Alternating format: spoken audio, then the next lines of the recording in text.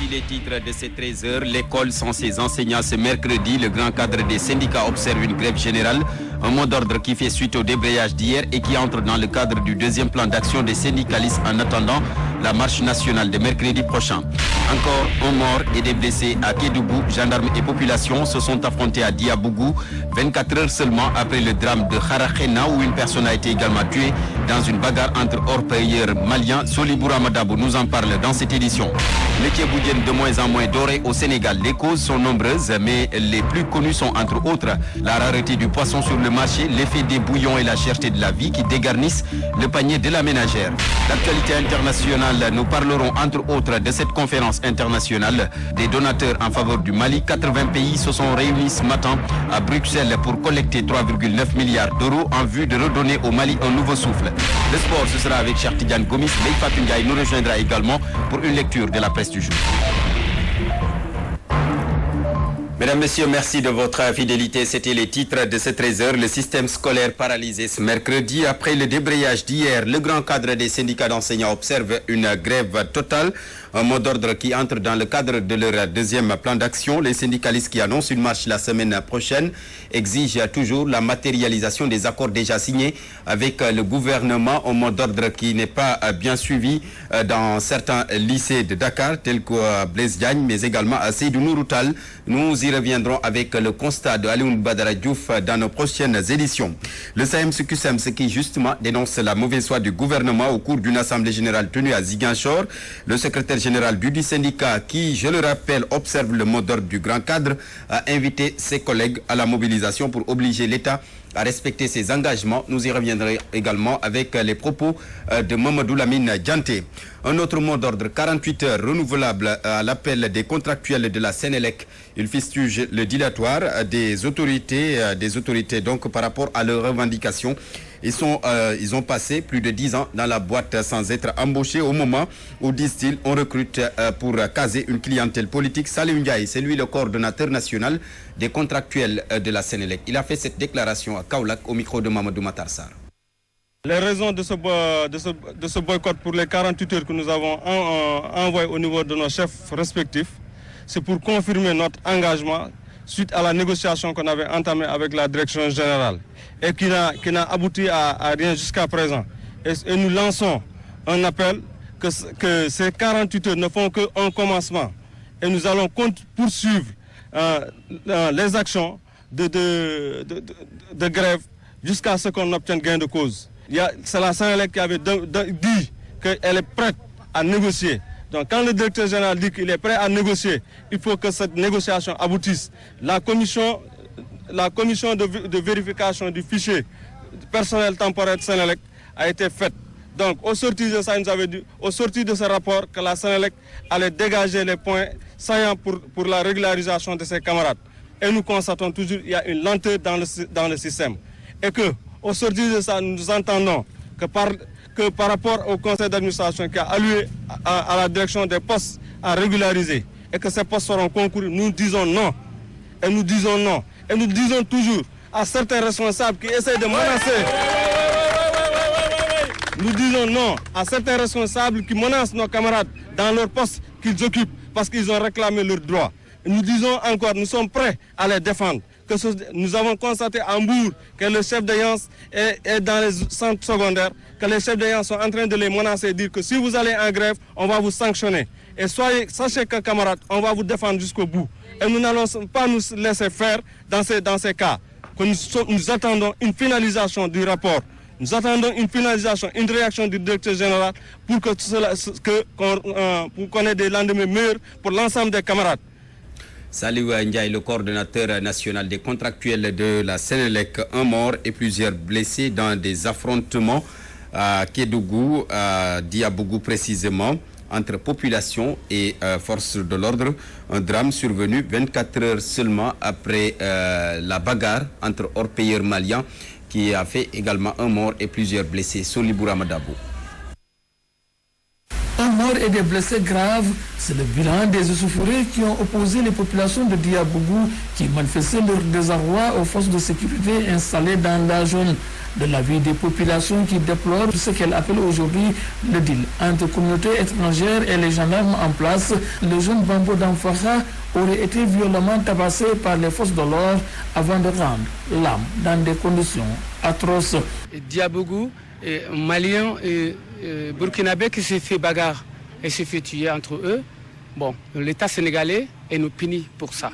Nous, on a accepté de respecter la loi sénégalaise. Aussi, les Burkinabés qui sont là-bas, qui font leur business avec le gendarme. Et nous, c'est que nous, on peut dire, parce que les gendarmes qui sont dans le Zoura, et pourquoi le sang peut passer, comment le sang peut passer, aller dans le Zoura, exploiter des gendarmes qui sont des gardiens et ne sont pas au courant. Nous, on dit, c'est faux. Le matin, les populations sont sorties pour montrer leur mécontentement, pour montrer l'État qu'ils sont fatigués, ils ne sont pas de nourriture. Et les gendarmes sont tapés les femmes, les blessés, et les casser le nez et le tuer aussi. C'est les gendarmes qui l'ont tué. L'État sénégalais, ça suffit de nous punir les fautes qu'on n'a pas commises. Selon Sora Sissoko, ancien correspondant de la RTS Samba, Kédougou a resté trop de morts et qu'il est temps que l'État se prononce avec responsabilité. À un moment donné, on avait dit que Diabougou était fermé. Nous, on l'a entendu. Si c'est réouvert encore et que l'État ne prenne pas de dispositions pour sécuriser les lieux, mais c'est grave, on va continuer à se tuer. Quand vous voyez quelqu'un tué comme ça délibérément, mais c'est triste quoi. C'est quelqu'un que les parents perdent comme ça. C'est regrettable. Ce n'est pas une guerre. Si on continue comme ça à se battre tous les jours, on invente les gens, on égorge des gens, on frappe des gens, alors ça deviendra quoi? Il faudrait que l'État sécurise les gens. C'est obligatoire. Face à ce qu'elle appelle aujourd'hui une injustice caractérisée, les populations du Diabougou qui pleurent encore leur mort se disent prêtes à perdre leur vie, mais jamais accepter les étrangers exploiter leurs ressources. Kédougou Solibra Madao pour la radio-télévision. En plus bref, cet accident de la circulation sur la Nationale 3, c'est ce matin à hauteur de Tienabagar. Un camion qui roulait à vive allure a écrasé un talibé. Du coup, les populations sont sorties en masse pour exiger ou réclamer des ralentisseurs sur cette route qui fait trop de victimes. Nous y reviendrons avec Ramatoulaye Sarr. Gestion du forage de Kersambakan. La polémique fait rage entre deux camps du comité de gestion qui s'accusent mutuellement de détournement.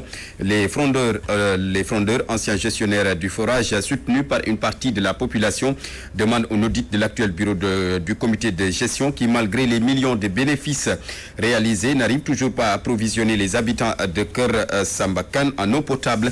Nous y reviendrons avec Léopold Tamba. Et puis, malaise au sein de la coalition Macky 2012 avec le départ de Aruna Kumbando-Fen Diouf. Le président du conseil d'administration de la Sodefitex, Hassan Dia, est leader du parti Andedolé le Sénégal, parle d'intoxication et prend la défense d'Ibrahima Sall. C'est lui le coordonnateur de la coalition Macky 2012. En conférence de presse à Guédiawaye, Hassan Dia s'en est également pris à Idrissa Seck avant de saluer la baisse des salaires des directeurs généraux. Le voici au micro de Théodore Semedo. Celui que nous soutenons s'appelle Macky Sall et non Ibrahima Sall ni Arona Kumbando-Fen Diouf. Ce qui nous importe, ce ne sont pas les questions de personne, mais ce sont les questions de principe. Ibrahima Sall est le coordonnateur élu de la coalition 2012. Il est encore, il restera tant que les leaders le voudront. Le cas de Idrissa Seck est un cas pathologique. Idrissa Seck a mentalement des problèmes, des difficultés. Mais Idrissa Seck a été victime de son propre jeu. Vomi par les Sénégalais. Il est allé se réfugier derrière Macky Sall au second tour. Parce qu'il est passé de 2e à 7e. Donc, pour se faire une certaine santé politique, il a préféré fuir et se réfugier derrière Macky Sall. Mais juste après, qu'est-ce qui s'est passé? Il s'est mis à jeter des pierres, à tout faire pour discréditer Macky Sall. Idrissa Seck est un cas inquiétant. Je lance un appel à sa famille pour qu'on l'amène à l'hôpital, voir un peu ce qui ne marche pas de son côté, parce que Idrissa Seck est malade. Quelqu'un comme ça qui mentalement est troublé, en tout cas, ne peut pas prétendre diriger le Sénégal. Et d'ailleurs, nous demanderons à ce que des certificats d'expertise mentale soient établis à l'approche des élections présidentielles, parce que n'importe qui ne pourra pas être candidat. Toutes les mesures prises par le président Macky Sall allant dans le sens de réduire les prix des denrées de première nécessité. Mais je voudrais également lui adresser une invitation solennelle pour lui demander de reconvertir l'enveloppe destinée aux familles démunies et de faire en sorte que ces sommes soient reversées directement dans le cadre de la diminution des prix des denrées de première nécessité. Cela me semble plus utile, cela me semble plus profitable que des sommes données à des familles et dont l'utilisation reste incertaine. Macky Sall à Bargny hier pour inaugurer un complexe de transformation de produits halieutiques, annonce qu'il va offrir à la localité des camions frigorifiques mais également un quai de pêche. Le voici au micro de Najib Sagna. Mesdames, Messieurs les élus locaux, notabilités religieuses et coutumières, Mesdames, Messieurs les représentants des communautés de pêcheurs et mareyeurs, femmes transformatrices de Bargny, honorable population, chers invités, Mesdames et Messieurs, je voudrais tout d'abord saluer et remercier du fond du cœur les populations de Bargny ainsi que celles du département de Rufisque pour leur accueil chaleureux et la mobilisation exceptionnelle à l'occasion de ma venue cet après-midi à Bargny Guedj. S'agissant du quai de pêche, je viens de discuter avec le ministre Pape Diouf et je lui ai donné les instructions pour engager les études de faisabilité du quai de pêche de Bargny. Une fois les études terminées, nous pourrons envisager la phase d'exécution.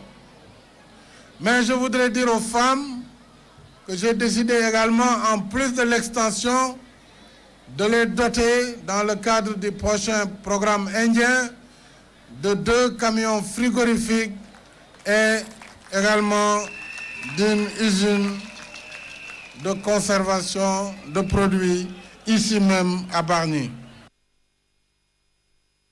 Qui était à Bargny hier. La polémique s'installe autour de la revendication des enseignants.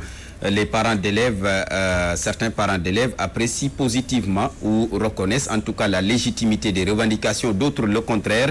Au lycée Blaise Diagne et au lycée Seydou Nourou Tall, en tout cas le mot d'ordre de grève générale observé aujourd'hui à l'appel du grand cadre n'est pas respecté, au constat de Alioune Badara Diouf. La grève totale déclenchée par le cadre unitaire des syndicats d'enseignants. Voilà toutes nos excuses. Donc le reportage de Alioune Badara Diouf que vous suivrez peut-être dans de très bonnes conditions dans